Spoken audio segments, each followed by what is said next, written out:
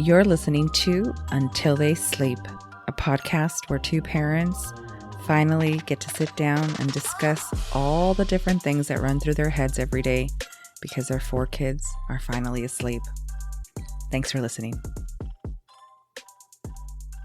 Welcome back to Until They Sleep. I'm Chantel. And I'm Danny. Okay, we picked one. You're going to stick with Danny now? I'm Danny Boy. Oh, Danny Boy. Okay. Danny Boy. Yes, I get it. No, I'm just Daniel. All right. I can barely hear you. Well, sometimes you need to listen with your heart, and then you can hear me perfectly clear. I don't know. You said my heart's too small, so I don't know if that'll work. That's why you can't hear me. That's why I can't hear you. Okay. Maybe that's why. All right. Well, welcome everyone back. It's a late night. Kids are officially on break. Yes. For spring break. Yay, me. I mean, yay in the sense I don't have to get up as early to take them to school. Yeah. Or wait as late for them to get out. Or yeah, just save on the drive back and forth. Yeah, so I know that like we had said before, a lot of people went to spring break a week before. Yeah, ours just started. I don't know if that's just a San Diego County, maybe LA County thing, but we're somewhere else, and it's different for us. It's always been like that. I always feel like our kids go either after. Yeah, it's usually after everybody else that I know. Yeah. Yeah, ours are just, this is their first week off, and then they have next week. Which that was funny because you started talking about, Easter celebrations and stuff like that. And I was like, I kind of remember spring break being during the week of Easter. Yeah, and so they do. So it's the end of Easter. Yeah, so that's the part end that's of weird. Spring break is Right. Easter. So most of the people that I know, their kids are already on spring break this past week. They're going to have next week, and then they're going to go back. So they're going to be in school the week of Easter and the week after Easter, while ours go back to school after Easter. So, we don't really have anything planned for break. Well, I have a little surprise. Okay. But that's coming for the kids. I'm going to keep it hush. Okay. But, we have our oldest going away, too. Yeah, not this week, but the week after. He was supposed to go this week, but my brother, I think he's at a seminar this weekend, and so he was just going to be getting back today or tomorrow. No, that's fine. And then, which kind of bummed me out because our eldest I was trying to get him to join that Aviation Explorer program. Yeah. And next week, the week he's not going to be here, they're going to go learn to fly gliders. Oh, that's the week that they're going to do the gliders. Yeah, and now he's not going to. So I had it backwards again. I thought this week was the gliders. No, it's next week when he's not going to be here. Oh, that sucks. So, and he said he'd rather go make money than do that. Oh, so. He loves his uncle too. Yeah, he loves dogs, but he is also going to work. So yeah, it doesn't matter. But he's working with his uncle. Yeah, his uncle, it's true. The one that is always making him spoils laugh him. and spoils him, and yeah, they have a good time with him, and they have a lot in common. So they do. They're both from the same month. They're both October babies. Yeah, and I can only imagine they have a lot of things in common, and especially right now that he's getting all into music more better than because my brother's a musician. Yeah. So he'll probably come back and he'll be better at the guitar than I ever was in all the years that I... He better come back with our dog train too, because that's another reason he's going. He's taking his little brother with him for some training. Which is our co-host who didn't join us today. Yeah, he didn't join us today. Hyena decided that we put him on the spot last time, and he was a little embarrassed and decided to be like, hey, you know what? I don't think I'm quite ready for the microphone, guys. I need to step away, and maybe in the future. Yeah, so maybe when one of you calls out asleep. sick, I'll he's cover. Asleep somewhere else. But anything special aside from that I've missed this week? Not really. You went out and hung out with your friends Friday night. I went out and kind of hung out with my friends Saturday. And you also hung out with a friend. Oh yes, I had coffee Friday morning. Was that okay? So yeah, we got to do things that we usually don't do, right? Yeah. Go hang out with other people. Yeah, but that's. I thoroughly enjoyed my coffee time with my mom friend, and we got to catch up. We hadn't talked in a few weeks, and she's the one mom friend that always checks in. Checks in, yeah. And I check in on her, and she checks in on me, and so I appreciate her friendship. And then you said the following day, you went out to a birthday party. Yeah, for one of my high school friends. Her son was having a birthday party. Stay home with the girls. Yep, because it was like a game truck and stuff, so I figured the boys would appreciate that more than the girls. But I can't say I had a great time because our 10-year-old. Yeah. No, our 10-year-old was being weird, and he didn't. And I don't know. Other people experience this, you take your kids expecting them to have a good time because, there's kids their age that are going to be there. And then one or all of them are just blah. They're just not feeling it. They don't care to hang out and make friends. And then it's not even like all these people are strangers. It's not like they haven't hung out before, but just, hey, he was just having a bad day. Our 10-year-old, he was really they don't see each other that often too, so it might be a little awkward. There's other people that probably didn't know. Yeah, but he is weird at times. He has those moments where he's kind of like... Yeah, I would ask him, hey, you want some pizza? He'd be like, eh. I was like, you want to go play with your friends? Eh. He wasn't speaking to me. So pretty much what happened to us the previous week when we were like trying to go out and we're like, oh, we're going to go run some errands and probably have some dinner. Do you want to come with us? Eh. Yeah, I wonder. I think he's starting to start puberty. Like, I think puberty with him is going to suck. Yeah. Yeah. And our 14-year-old, he was actually trying to have a good time. He was walking around because there was a bunch of preteens all with Nerf guns running around, and our 14-year-old was over there with like a rifle Nerf gun marching around the table like he was protecting the base or something. I just like turned around and I was like, okay, at least he's doing something that's not just sitting there, right? So it was fine. And then, like, as far as talking to my friends and stuff, I mean, these are my old high school friends that I haven't really seen in a bit. We see each other maybe once a year, sometimes twice a year. But one of them wasn't feeling well, and I know the other one's, she's being the host, so she's walking around talking to everybody. Socializing with everybody. Yeah, exactly. So typical host stuff. Yeah. And then one of the other moms that showed up, I met through them, and we had a Star Wars conversation. That's the extent of that. On the note That's the extent of it, though. Of your friend, I really like her. She's a good friend in my eyes, and she's always been very nice with me. I haven't seen her in a while, but she's always been really cool. And your other high school friend, both of them are hilarious to me. I enjoy having conversations with them and their husbands. So yeah, I haven't seen them in a while. Great people. I can see her being one of those hosts that she likes to mingle with everyone. Yeah. I've been to other birthday parties. I got to go with our daughter a few months back. Yeah, you took our 6-year-old. And the parents were like, just stood there and really didn't mingle. Anyone. Yeah. No. Only the people that knew them would, try. I tried, I try to be approachable and whatever, but it's weird. The thing that throws me off about these birthday parties, I was shocked at the parents that just drop off the kids and leave them. Like, what time am I coming back? Like, I'll see you later. There were parents that did that on Saturday as well. I was kind of thrown. It's very common. How can you trust like strangers with your children? Like, the world's pretty crazy. I mean, maybe I'm just being paranoid. I think it's just us, because even on Saturday there was maybe 10 kids, and other than her, the high school friends that were there with their kids, there was only one other set of parents there that weren't part of our like high school group. Right. You know what I mean? So, and then all the other kids had just been dropped off. And I know that this is really common. There's lots of birthday parties that over the years we've been to where the kids just go by themselves, and I'm that one mom. Yeah, no. Yeah, you stick around. Kind of weird. But you end up helping. You end up, Yeah, because I'm also friends, or I consider myself a friend of the moms. So we went to a birthday party. We dropped off our oldest boy, and they asked for our second boy to stay behind. And I was kind of like, I don't know what's going on. And we left for a few, and then we came back, and then we hung out at the birthday party. Ended up being a nice time. A lot of the parents were not there. Like, we were like one of the few parents. Yeah. I think maybe we're just paranoid like that. I don't know. Yeah, maybe. I don't know.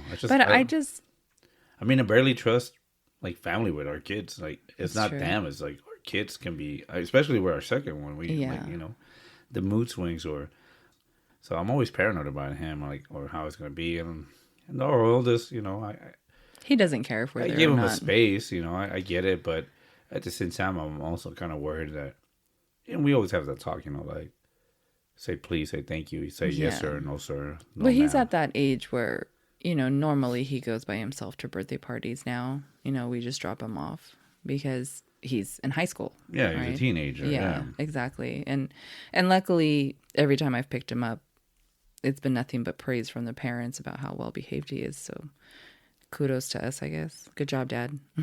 I'll take it. I'll take the credit. Why not? That he's, he's courteous, he's respectful, and he does a good job. And they're like, he's welcome back anytime, and that's always something that's nice to hear. Unfortunately, we haven't let our 10-year-old go off on his own.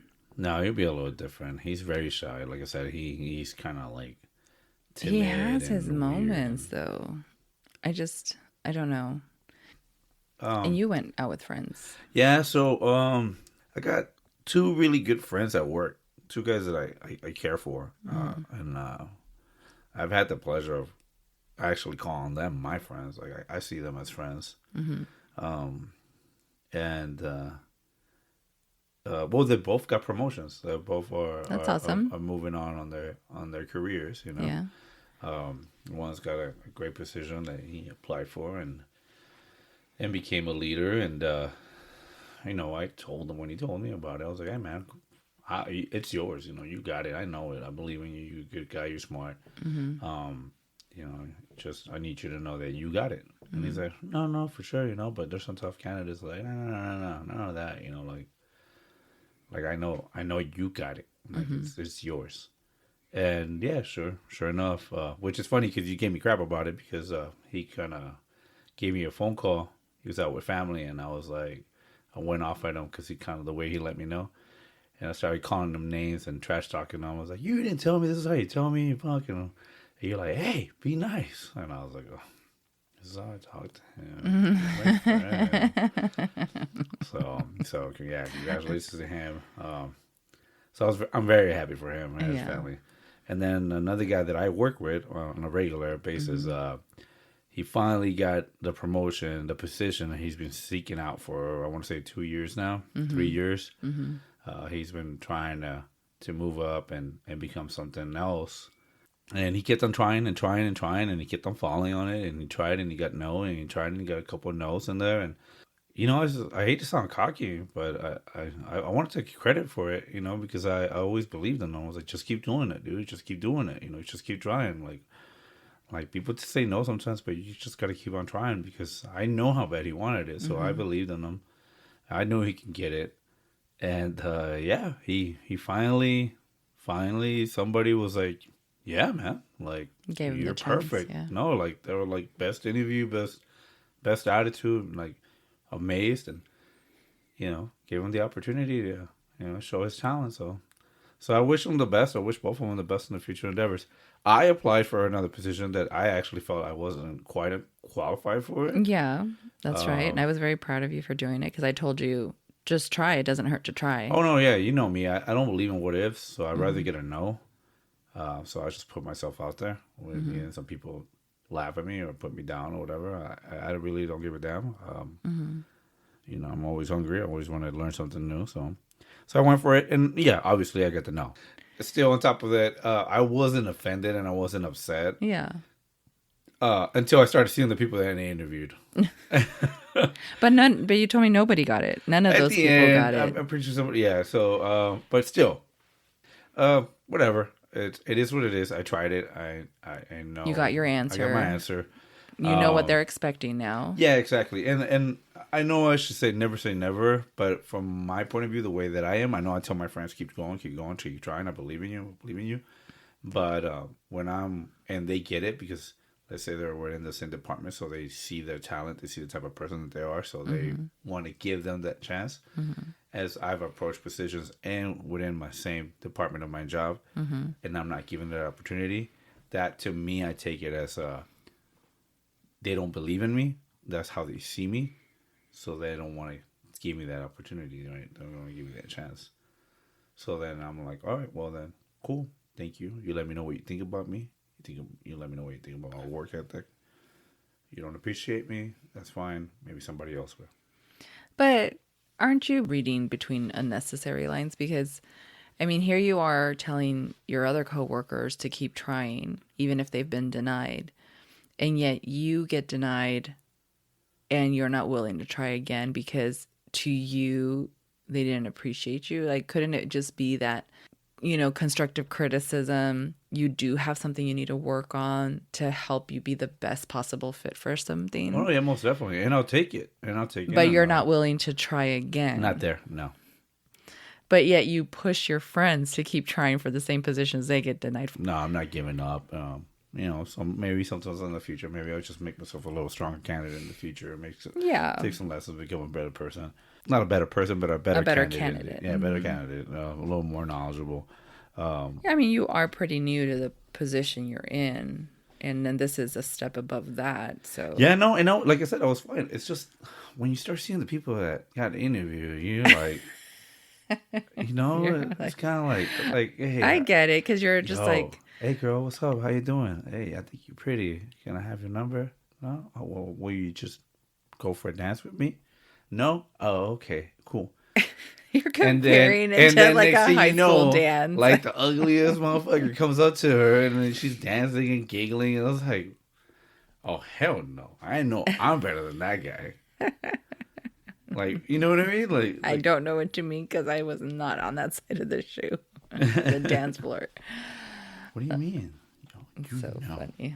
I'm just saying. Yeah. Just because I get done talking to you and bothering you, that just doesn't, so what? You said no, so what? I kept trying. You kept trying, exactly. In the same department, you kept trying. I should have taken the hint, okay? I should have just accepted the no and just walked away.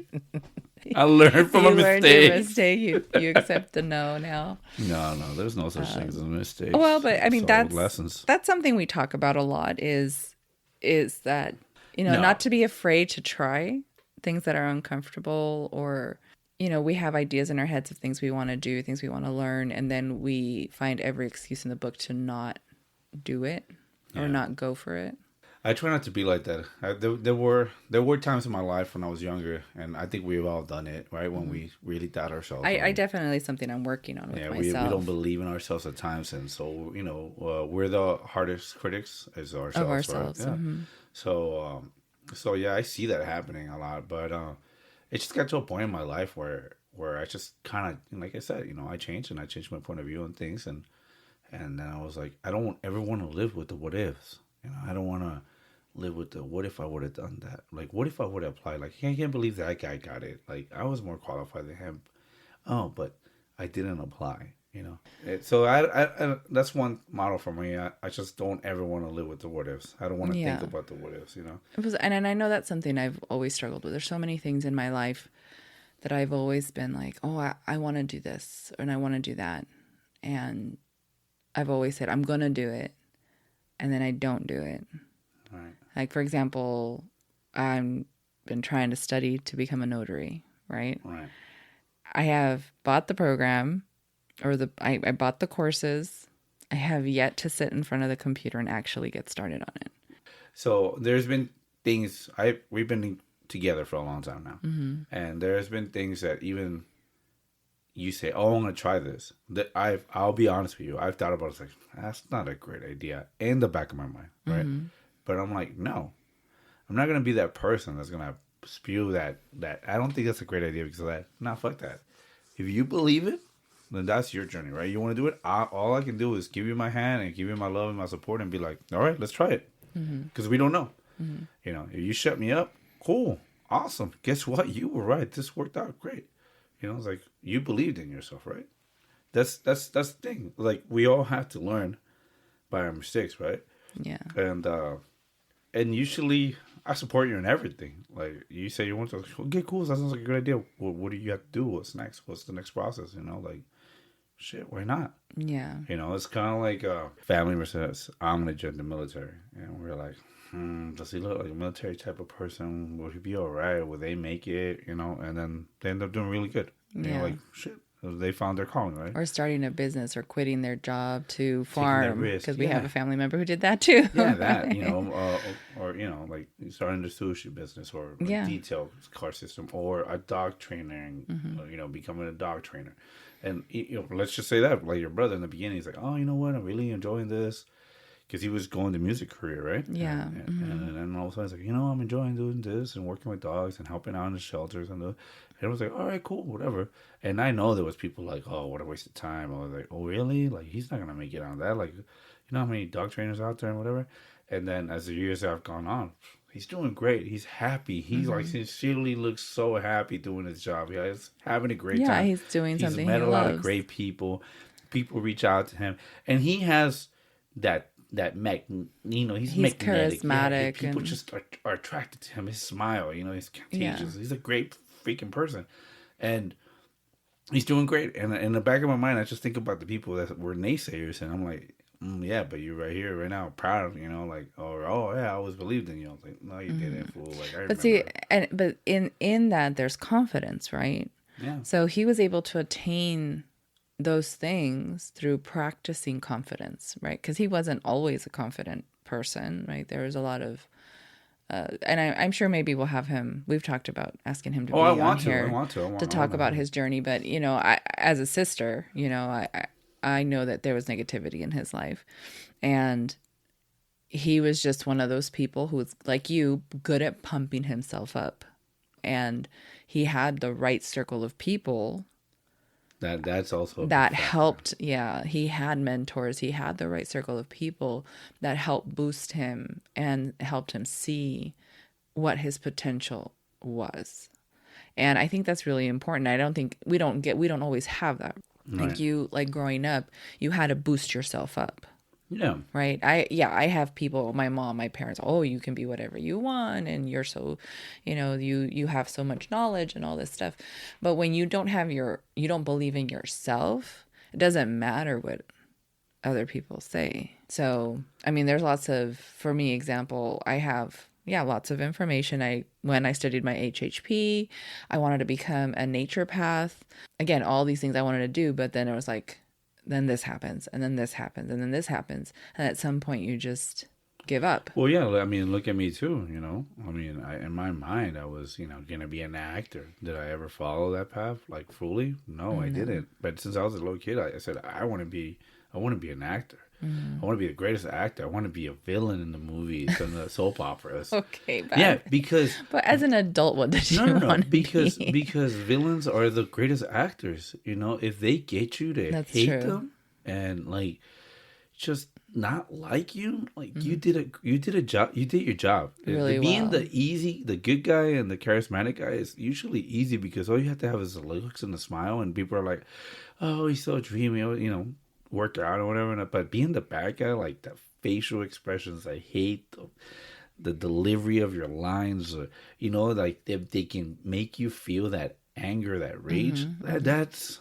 talent. That's a talent, And when I was a kid, I saw that. I will never forget that.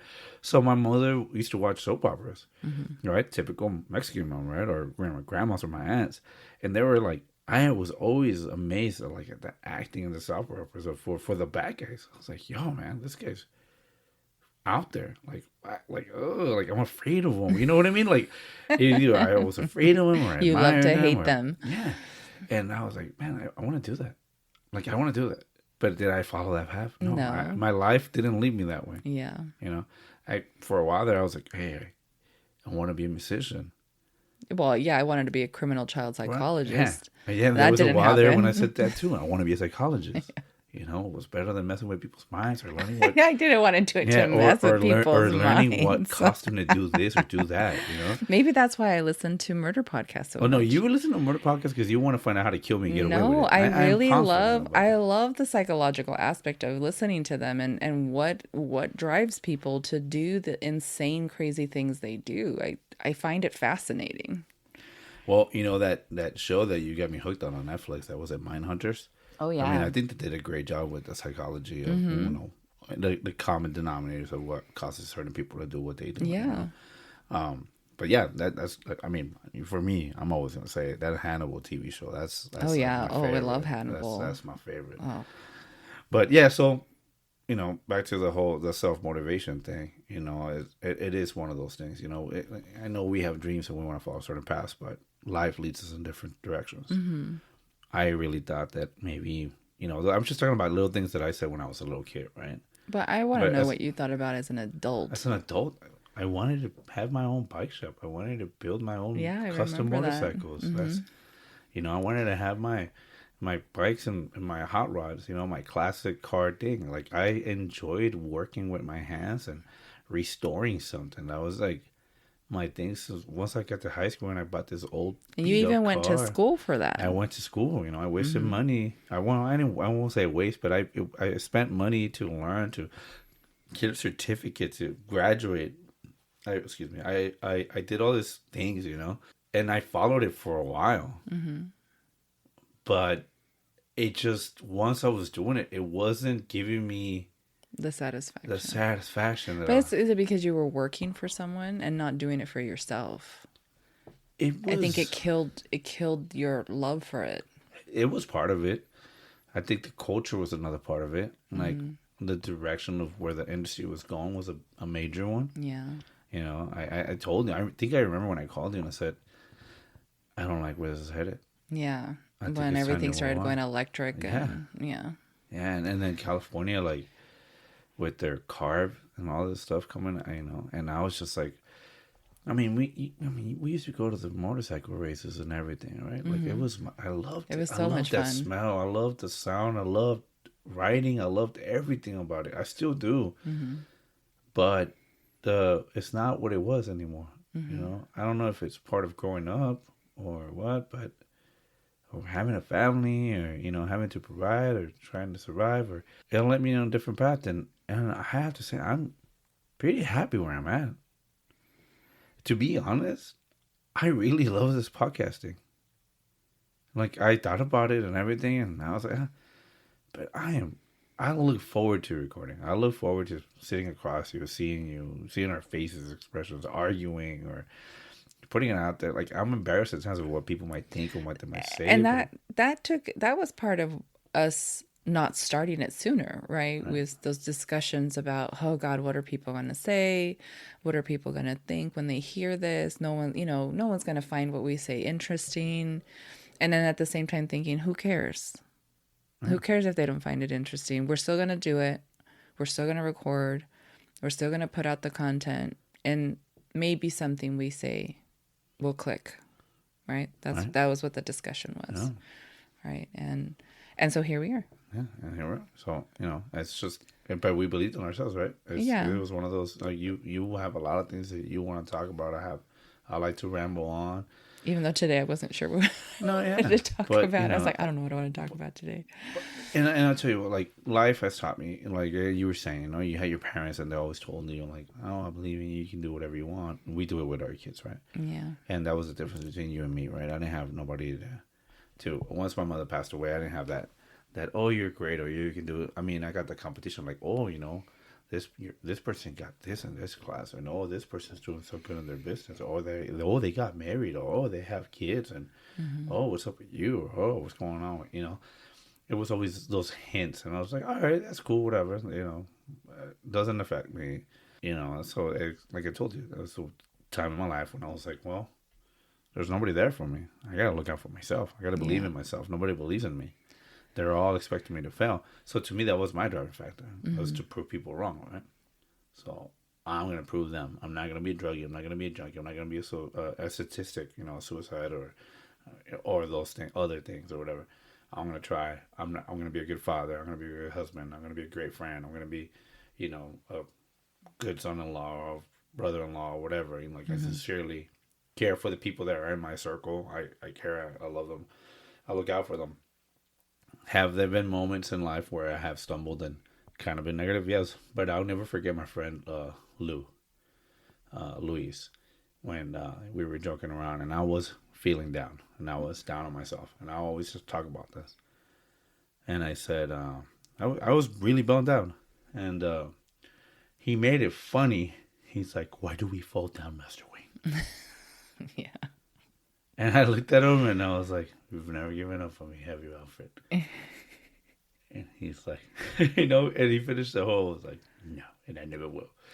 And I was like, dude, that was perfect. I needed that at this moment. I freaking needed that. Like, we fall down to get back up. Like, it resonated with me. I was falling down at that time. I had my wife. We had our 2 little boys, and shit was hard.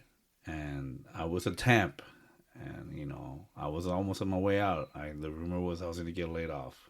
I wasn't going to get the job. I risked everything to go to this company to try to provide and have a better job for my family. And I walked away from the motorcycle industry that was everything to me. And I was down. I was sad. And those words picked me up and made me feel better. I'm sorry, I'm a little emotional about this because I love that guy. That little quote of a movie made me smile, made me laugh, and made me believe in myself all over again. And I'm always going to love that guy for that reason. So I call that guy my big brother. So if you hear this, man, I love you. Thank you. We don't talk as much, but I needed that. I always think about that whenever I get down. So, wow. And what do you tell the kids? Same thing. Every time they fall down. Yeah. You tell the kids the same thing. I'm sorry. It's I okay. do have a heart. You have a bigger heart than me, remember? Can't believe that just happened. But yeah, I know. So just how he was there for me, I hope that I get to be there for somebody else one day. It's the simplest thing in the world that he did. He quoted a movie, and it just made just me the timing of it. Yeah, it was just perfect. And so yeah, I'll never forget that. And then I also heard like another guy that I had love for and was a great friend, and so I heard he also got another job and he's moving on. So it's good to hear that people that are friends are finding new positions and they're moving on. They're lifting themselves. I feel good because I'm it feels like I'm surrounded by people that are succeeding. So I feel proud for them. I feel happy for them. So yeah, so back to the note. So yeah, so I hung out with one of the guys that got a promotion. I'm not gonna see him as much. He's moving on to another department, another side of the building. He different shift, everything. So so I just wanted to get together with some of the people from work and some of his friends and just celebrate, his promotion.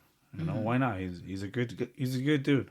He's a good kid. He's younger than me, so he's a good kid. And yeah, and the joke was like, watch. I was tell him, I was like, look, man, this is how you're gonna find out who your friends are.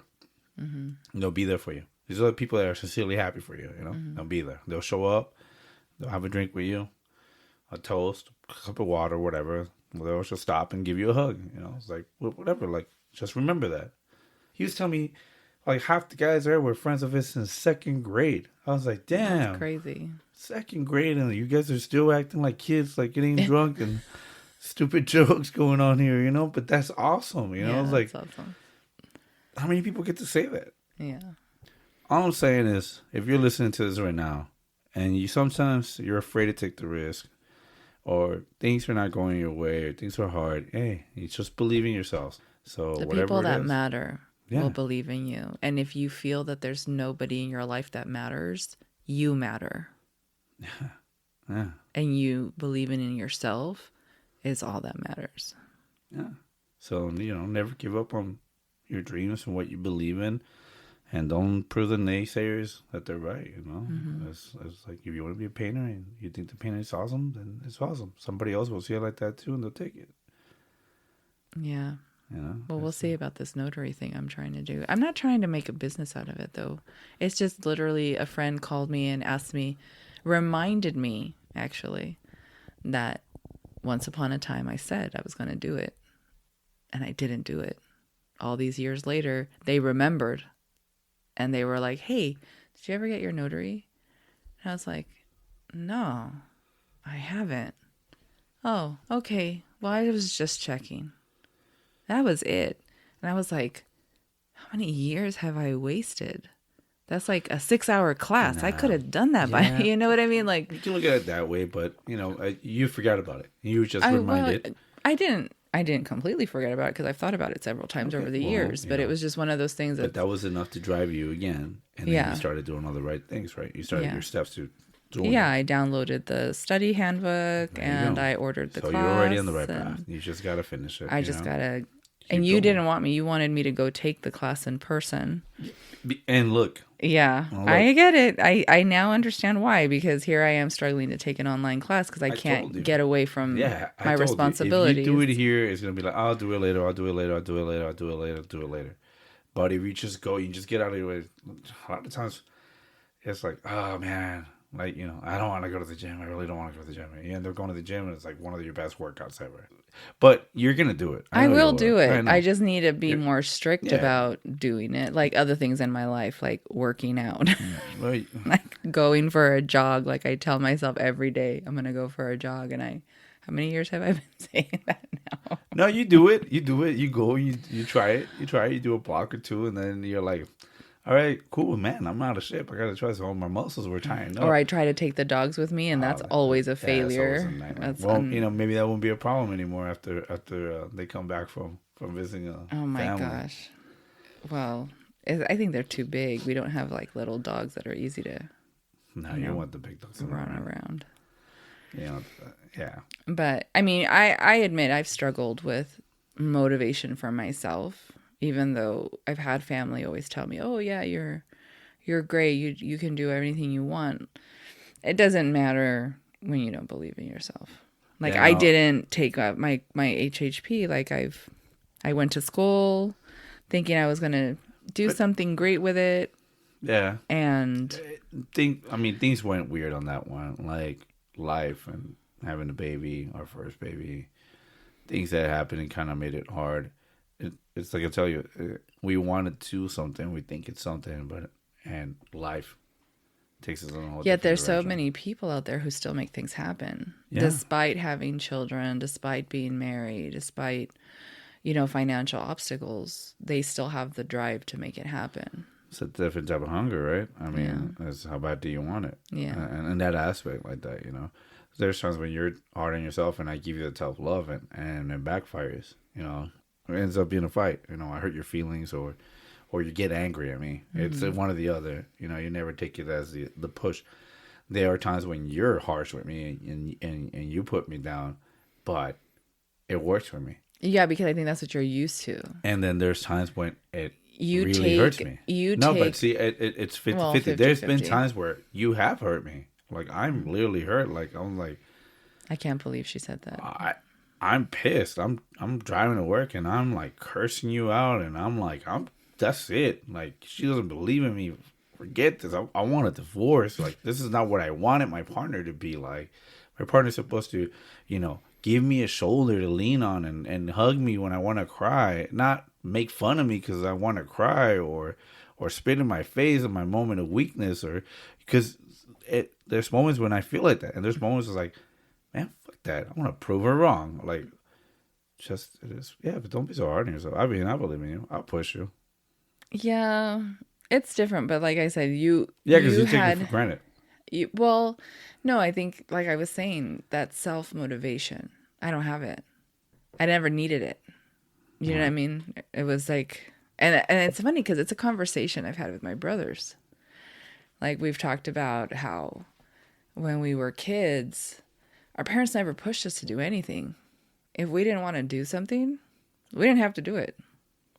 And one of those brothers, actually, all of them, when our kids don't want to do something, they all say, no, make them do it. Don't take it away from them as a punishment. Make them do it as a punishment. So see, it's because they live in the what ifs. Because they live in the what ifs. Because we were never pushed. We were never told we had to finish something. Like my piano lessons, right? I started piano lessons at the age of 4. Right. I don't play like I've been playing since I was 4. But you're a great teacher because you've taught like pretty much everyone. Yeah, but I don't. You've given them the fundamentals. And I've given them the fundamentals, but I can't play. But my brothers who took the initiative in college to learn, they play beautifully. They can pick up any piece of sheet music and read it and play it, and they're great. I, to this day, cannot do that. And I've been playing since I was 4. But because I was never pushed to do better. I was never pushed to, I and I wasn't self-motivated as I got older to be better.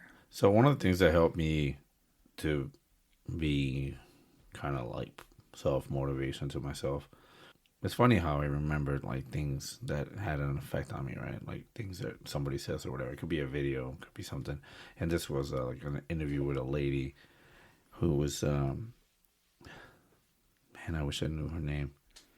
I don't remember her name. I don't remember the full details of the story, but she was talking about when she was 40, she had a grandbaby piano or something like that as a gift, or her husband had it or something. And she said, I always wanted to learn how to play the piano. It's too late, right? And I think she was like, I don't know exactly, but like 45. She's like, you know what? I'm going to start taking lessons. And now she was at 52, 53, and she was like in New York City playing a concert or whatever not, right? And she's like, if I would have done this at 40, when I first thought about it, I would have been doing this, when I was 45, not right now that I'm 50, 52 or whatever, So it's like, it's never too late to follow your dream. It's never too late. Like, if you think like that, then yeah, definitely you'll never get to know. Yeah. You'll never get to do it, and you always live with the what if. Yeah. But if you just, when the time comes and you take that opportunity, you take that leap, then it's meant to happen, right? Which is kind of like right now, my thing with the whole bass thing, right? Years that I wanted to learn how to play music, right? And I self-taught, whatever, played the guitar.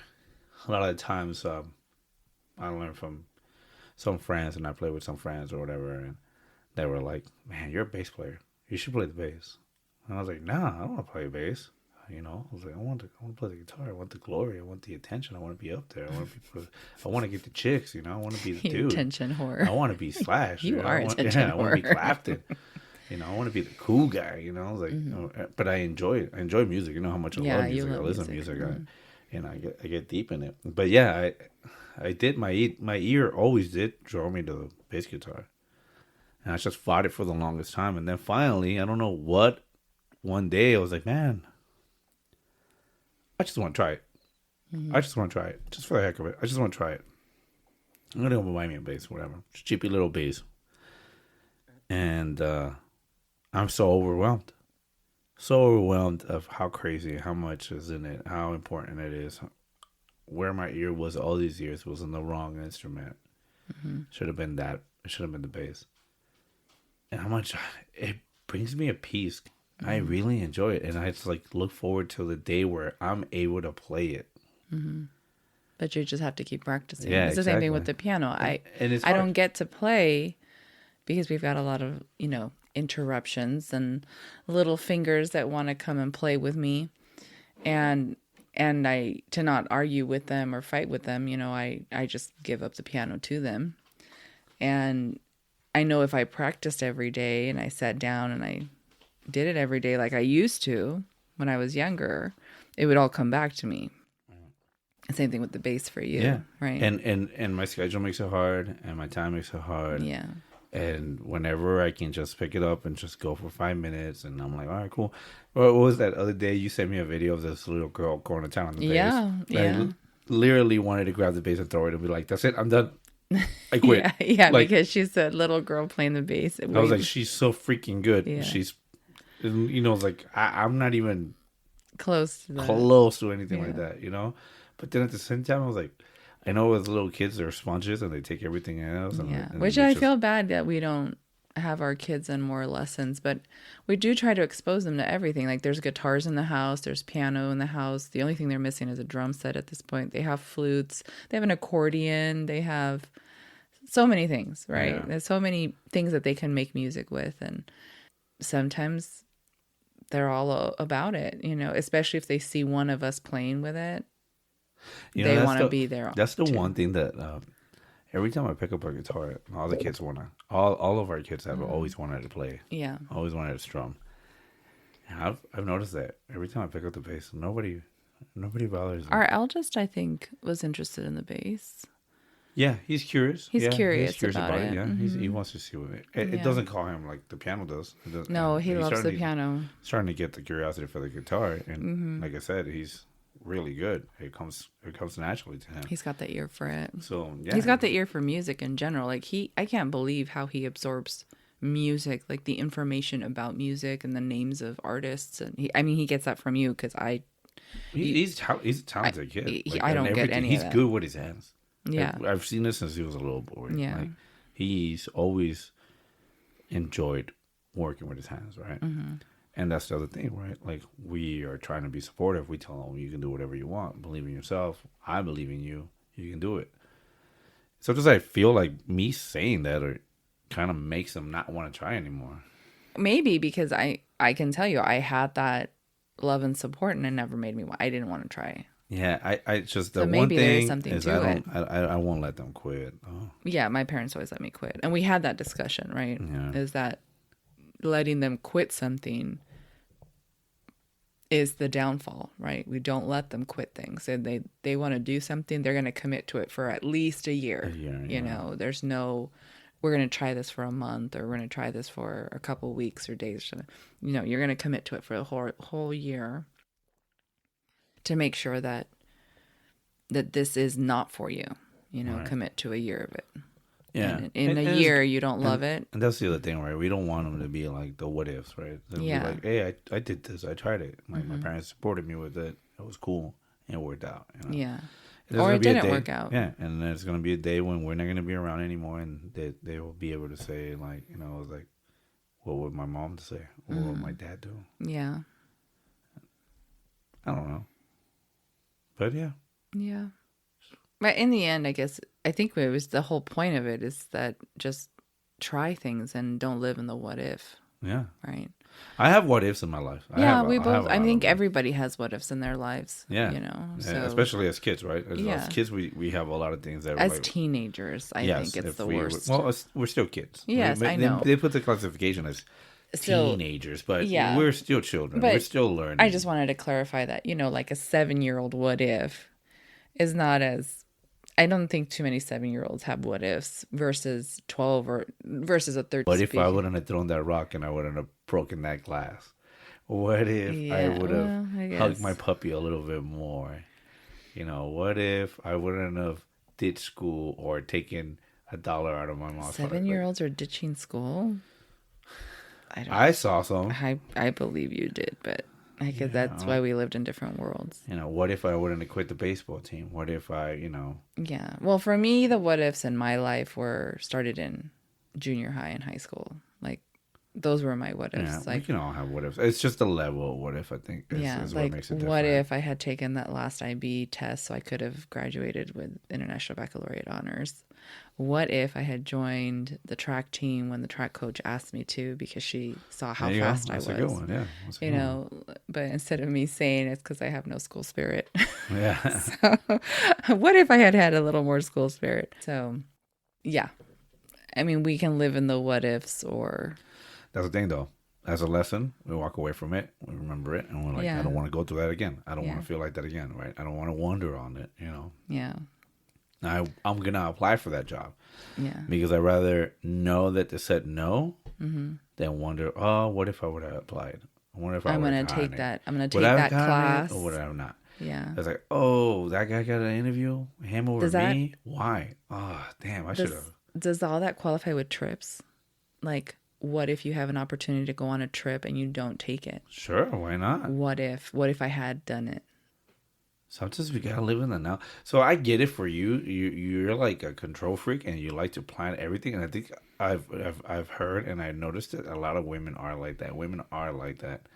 That they have to plan every little detail. We're gonna leave at 6:00 and we're gonna be at this rest stop by 7:30, and then we're gonna stop and have breakfast here at 8, and then we're gonna like every minute is planned. Then I want to be here at this time, and I was like, what if you just go with the flow and just freaking have fun? Like, just See what happens. What if I run out of gas before that? What if I get a flat? Like, just go with it. Just, you know what? This is what if we run out? What if we run out of money? I want to stop here and see this Bedrock place because I don't know. It's Bedrock. The kids love Bedrock. Yeah, but it's not in our plans. We shouldn't stop here.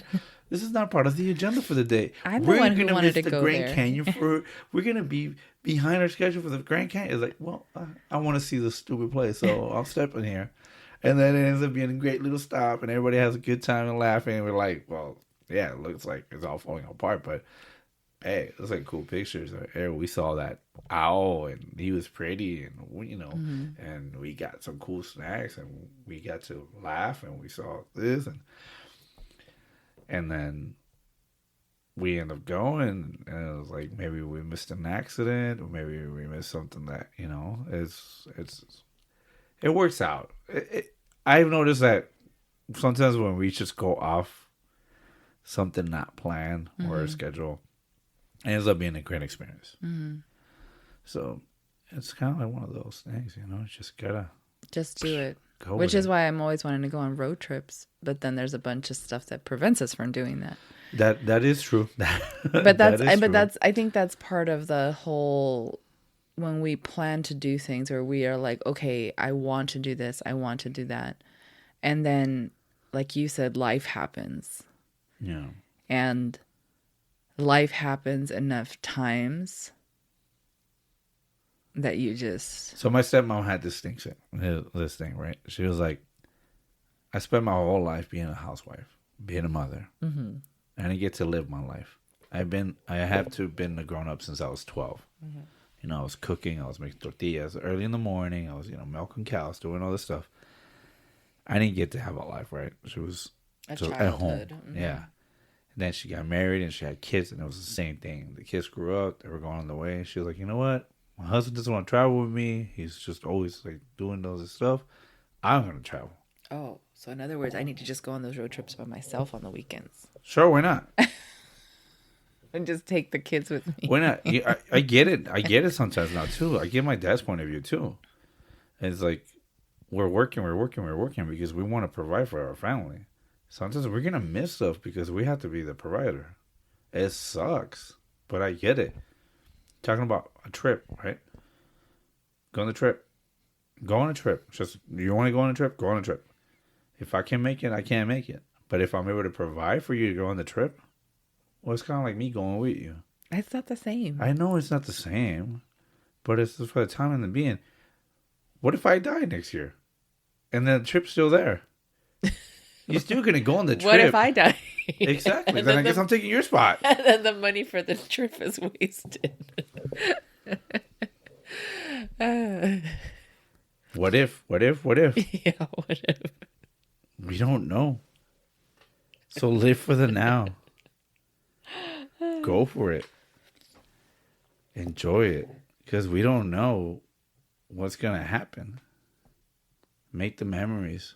Take the risk. What if you would have said no to me?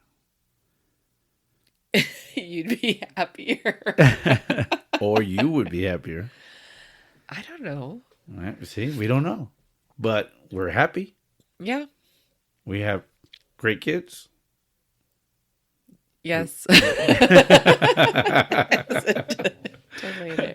I expected that answer for the part about me, not the kids. I thought the kids were like, yes. The whole part about me, like, oh, and we're happy. I expected that one to be like, I love sure. Our kids, but I just really wish they listened better. Yeah. No, I know. It's all about not living in the what ifs. And again, that's why I said it's something I'm working on, because I'm definitely a what if person, or I have been a what if person. So yeah, something I'm working on. So trying to be less what if. Always believe in yourselves and have fun. Do things. Don't doubt it. But not just you guys. I mean, everyone. Whoever's listening to this too. I was like, I know sometimes you tell me your friends, sometimes they're like, oh, I'm afraid to take a risk, or, oh, I kind of don't want to do this thing, or I'm afraid. I've heard it from my friends too, co-workers, family members. And I think that they can all be like, man, he was always like, he always believed in me. Mm. He might be rude, or, might be rough around the edges, or give me tough love, but whenever it came to something, like, he always believed in me. He always pushed me, whether it be my kids or you, co-workers, friends, family. Yeah. Moral of the story for today is, don't live in the what if. Suck it up and drive on. Suck it up and drive on. As our 4-year-old would say. Suck it. Daddy, sucked it up and drove on. Don't live in the what ifs, you're right. This is not a suck it up and drive on. This is, don't live in the what ifs. But, suck it up and drive on could fit too, because when you fall down, right, life makes you feel like you're falling. And you got to get yourself back up. Yeah. Right? Suck it up and get back up. Yeah. Keep going. Don't Things stop. Are tough. Well, it sucks a little bit, but you got to keep going. Don't give up on whatever it is you're trying to accomplish just because of the bumps in the road. Even if you can't accomplish the same thing you were trying to accomplish originally, shoot for something maybe now newly realistic. Yeah, no. I mean, yeah, it's part of those, like, again, the whatever, right? There were things that I said, oh, I wish I could have done this. I wish I could have done that. I wanted to be a lawyer, but, I couldn't go to college. I'm going to do this. But there's so many people that also had it hard, and they make it happen. So that's what I was saying. You kind of feel bad, right? Yeah. But then you're like, well, too bad I didn't think like that, or I didn't do that, or... But, just some people's guidance or words kind of help out with that, Well, that's what I was saying about, having the right circle of people to help motivate you and push you forward. I think that's a big part. It's one thing to be self-motivated. And then there's just certain things in life for certain people who need that push, that extra voice of confidence that says, you got this, and even if it's not just you got this, it's a matter of, this is how you could possibly go about doing this, educating them on how to accomplish something. A little smack in the ass and say, good game. I guess. Nah, isn't that for like once you actually win or accomplish something? Or you try. Because you even say when you lose. Oh, okay. Like you tried. I still think that's weird. A bunch of guys in padded uniforms smacking each other on the butt. Well, it used to be headbutts, but they don't let you do that no more because of concussions. All right. It was a weird one, but yeah, it's just, going off. Yeah, I said I didn't really know what to talk about. People around us, people in our lives and moments, and it's just... And stuff we've gone through, like trying to stay motivated. Like, I honestly didn't want to record tonight. Oh, sorry. Because it's late. And I didn't know what to talk about, but we said we were going to do this, so we're doing this. Yeah, we're not backing out. Stay motivated. Yeah, make it happen. We're backing out. We're making it happen. Keeping our word, right? Yep, make it happen. Yeah. Yep. So well, thanks for doing this tonight. Yeah. Even though you weren't quite there in the beginning, but I told you I'll get us through this like I always do. Oh, yes. I'm a goof. All right. Sorry. Well, have fun. Thank you for joining us. Thank you for listening. Sorry for the mumbling. And if you'd like to follow us on Instagram, we are Until They Sleep. Thank you, guys. Have a great night. And have a great rest of the week. Enjoy your spring break. Enjoy your week. And people talk about spring. I'm going to Acapulco. Wasn't there something about... Oh, no. I'm going to go off on a tangent. But just forget about it. Yeah. Enjoy your spring break. All right. Have a good night. All right. Bye. Bye.